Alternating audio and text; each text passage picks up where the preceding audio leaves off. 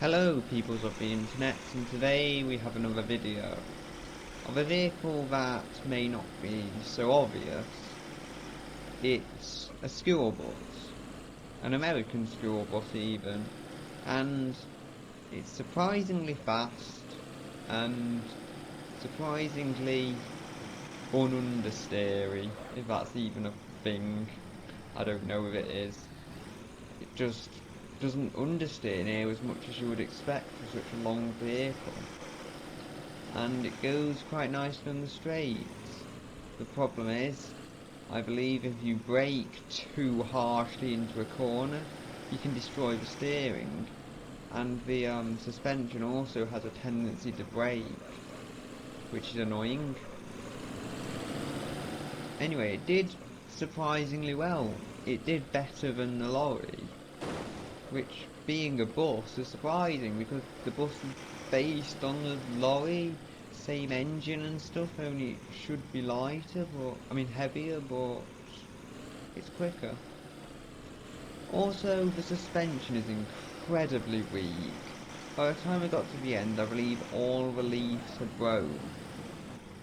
It was still going, surprisingly enough, but the handling was a bit dodgy because it had no suspension, it just had these things that it would flop around on. But it didn't actually work as suspension anymore. The body shell also wobbles a lot. Maybe that's realistic for an older school bus, though I don't know, to be honest, because I don't drive buses. It seems a bit wobblier than it should, but maybe if you're driving a bus it does feel that wobbly. When I got to the end, as I said, the leaves had all broken because they're leaf springs, and I think I might have popped some tyres coming over the end jump, but other than that, it was okay, and I think it was in working order. I think even the steering worked, despite taking a hit. It didn't take me too long to get a run with this, though, because it's reasonably easy to drive, much like the T-Series, I believe they call it, the lorry. So, overall, not much to say, but a good vehicle to drive, worth a try. So, here we have the box van, which is commonly used to move house, as we probably are moving house to the bottom of the mountain for some reason.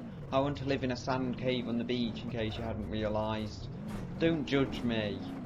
Anyway, the vehicle is nice to drive. It has dual wear tyres, dualies, basically. So the rear tyres are doubled up. You have a pair of rear tyres on each axle instead of just one.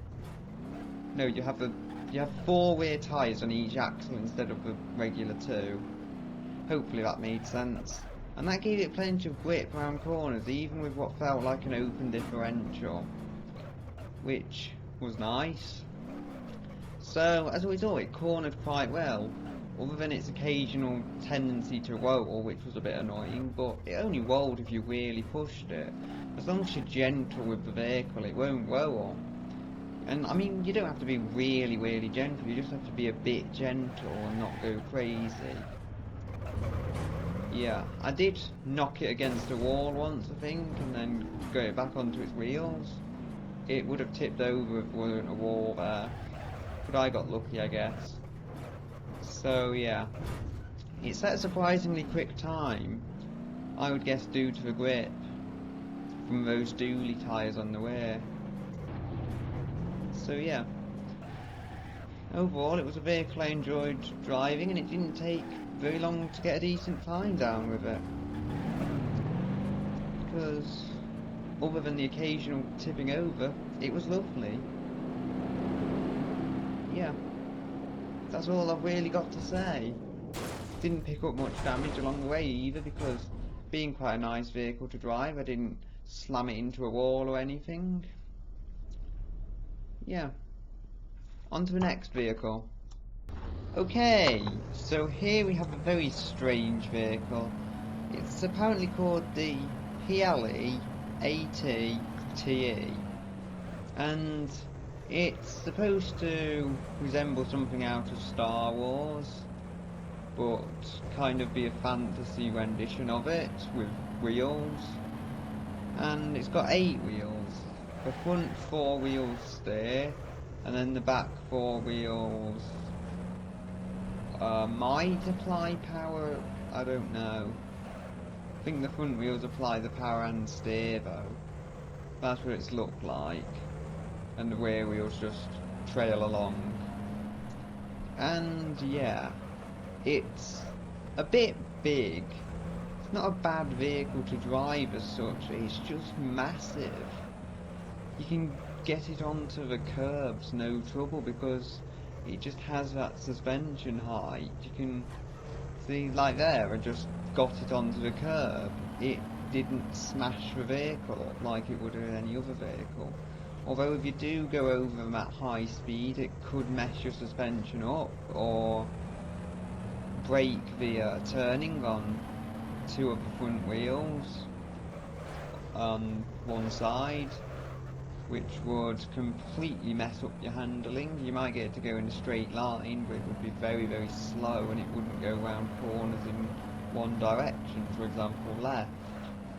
And no, that was not supposed to be a reference to a popular boy band, which I don't even listen to, honest. Anyway, getting it to the end, not much went wrong because pretty much the only thing that can go wrong is you can smash the wheels up. Or you can sometimes get it on its roof, which seems to be a surprising problem. It's not a likely vehicle to tip over, but you get it on the wall, you get it at the wrong angle and it will tip. Or also if you try and brake at really high speed, you can get kind of messed up too, as you get a big 2-wheeled moment up here. And I surprisingly get out of this without too much damage. So yeah, at the end it was pretty drivable, surprisingly enough, which was nice. And it set a surprisingly good time, which I wouldn't think possible for something of this size, but apparently it was, because I did it. So yes, a very strange vehicle, but not actually the worst vehicle you can take down here, oddly enough. Now, here we have the remote control Covet, which is basically a miniature Covet with an aerial on top. It's front wheel drive, and it has no suspension, which confuses me a lot, because surely it would have suspension if it was a serious remote control car, or have rear wheel drive if it was a cheap one, since it's just cheap to stick the motor in the rear and have it independent of the steering. So yeah. I'm not sure about the differential. It feels like it might be a permanently locked one by the way it handles. And yeah, it handles quite well actually, but gets messed up by the bumps due to the fact that it's got no suspension. And there's not much more to say. If it did go over some really nasty bumps, it would end up on its side or on its roof. You could get it back onto its wheel. In this clip here, you'll see I actually used a handbrake to flick it back onto its wheels off the roof, which surprised me. I didn't think I would even get it off its roof. I was just messing around like, hey, what I got to lose? And I did it, and then I finished the lap. So yeah, took a bit of time off, but with the speed this vehicle goes, I'm not going to redo it. It says 17 miles per hour, however, I'm not sure it goes 17 miles per hour, because the Canon, which told me it was going about 4 miles per hour, actually set a much quicker time than this. As you'll see, there isn't much deformation with this vehicle though, so when I got to the end it survived. As with a Canon really, there's not much to go wrong with it. But yeah, I got to the end and it was pretty much the same as the start, only without an aerial, because I lost that when I did the roof flick and got it back onto its wheels. And that's really all I've got for this episode. So, goodbye until next week.